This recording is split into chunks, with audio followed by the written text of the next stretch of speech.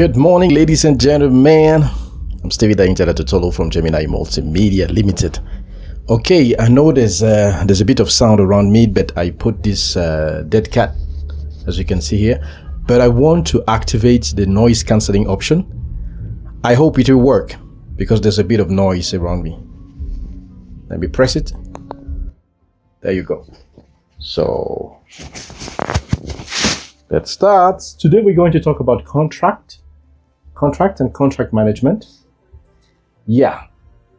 As a conference interpreter, you know, we have different types of contracts. We have contracts for people who are in-house. We have contracts for freelancers. And the freelancing contract is very, very different. If you are part of a roster, which is an organization, if you're a freelance interpreter for an organization like WHO, the African Union Commission, SADC, EAC, COMESA, ECOWAS, and so on and so forth, especially in Africa, as far as I know, we have a framework agreement, or sometimes they call it a framework contract, or they call it a framework, framework contract, framework agreement, or contract agreement. It's still the same.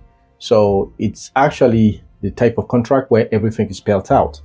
Your fees, your daily fees, if you work locally, and your allowances and your traveling fees if you work outside of your professional domicile.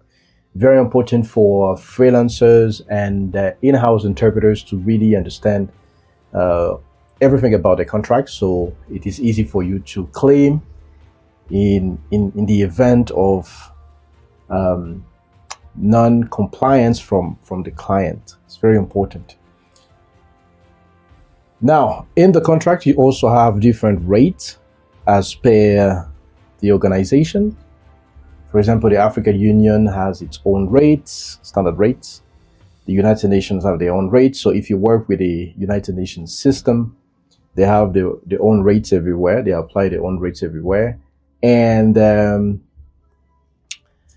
about the UN rates, as you know, yes, in the United Nations systems, they have their own rates. It's very important for you to be accustomed to it, to know how much they pay so that you don't get duped by any third party. Now, private clients also have, sometimes private clients don't have their rates. What I mean by private clients is like any organization, any company, any business, they may not be aware of the rates. So it's very important for you as a freelancer to raise the awareness, to kind of educate them on rates as per other organizations. You can tell them, for example, with the African Development Bank, this is how much they pay per day for an interpreter who is recruited locally. According to the United Nations system, this is how much they pay. According to FIFA, this is how much they pay.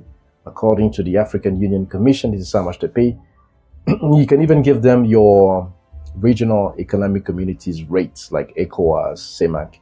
And this one will serve as a standard or a benchmark, and then they may adjust and tell you whatever. But they can't pay you less than any other rates that organizations pay. I'm not saying that you should charge them the rate of AFDB or the United Nations like UNDP, WHO, FAO. No, you show them how much you get, and you can find a common understanding to have at least an average. That's very important for you.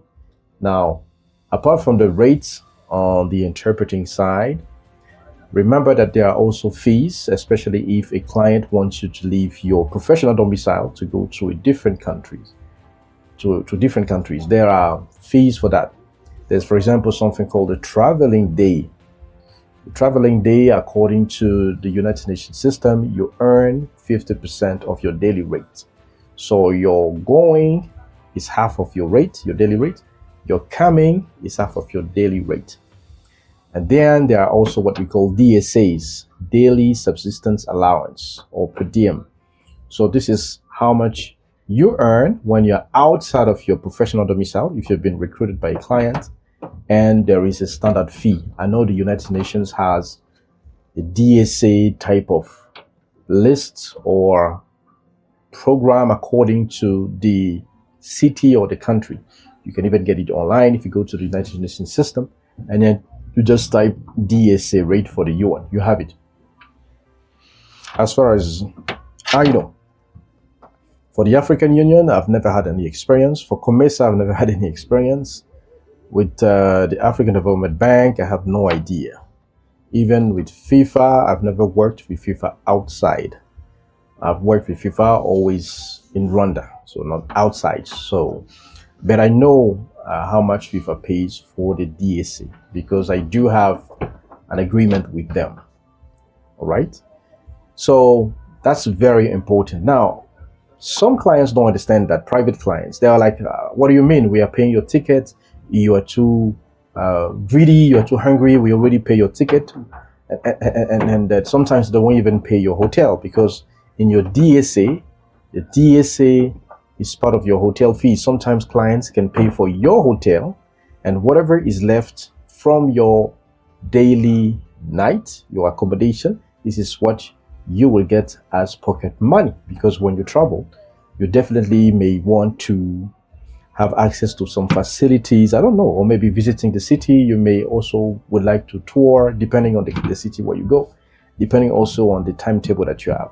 But some clients, I've heard some clients don't even pay for the hotel. They want you to pay from your own pocket if they fly you outside of your professional domicile. And that happens when you don't have any legal foundation, like belonging to an association. I'm a member of the International Association of Conference Interpreters, so I'm aware of how I should be treated as a professional interpreter. But some people, some colleagues have no clue. So they get manipulated, they get taken here and there, which is not fine. It is not fine. So be aware of that. Be aware of your rates, very important. Be aware of your contract. Know what your power is. Know about how much you're supposed to be paid, and also know about when you're supposed to be paid, because this is another fight, especially with private companies and third-party entities or sometimes service providers. They will just tell you, oh, I'll pay you in 2 days, and then they just disappear in thin air. So know your right as an interpreter. Inquire about your rates, your powers. Request for a contract. That's very important. Sometimes we do verbal contract. Sometimes I do because I know the client, and maybe this is not the first time I work with a client. I'm sorry, there's noise there, but I've activated the noise cancelling. I hope it works. So I know some of my clients, so there's no talking. We don't even need a legal basis. From what they say, I already have experience. Sometimes it's even your colleague, your own colleague that you've been working with. So you trust them. Trust is some sort of guarantee, even if there's nothing written.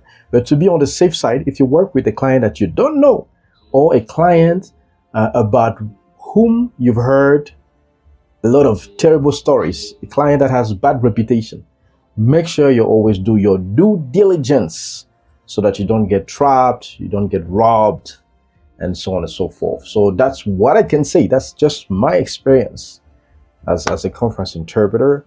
I'm not a legal advisor and stuff like that. I'm just sharing my personal experience. So be aware and be very, very careful about that. I'm Stevie Daijala Tutolo from Gemini Multimedia Limited. Take care of yourself.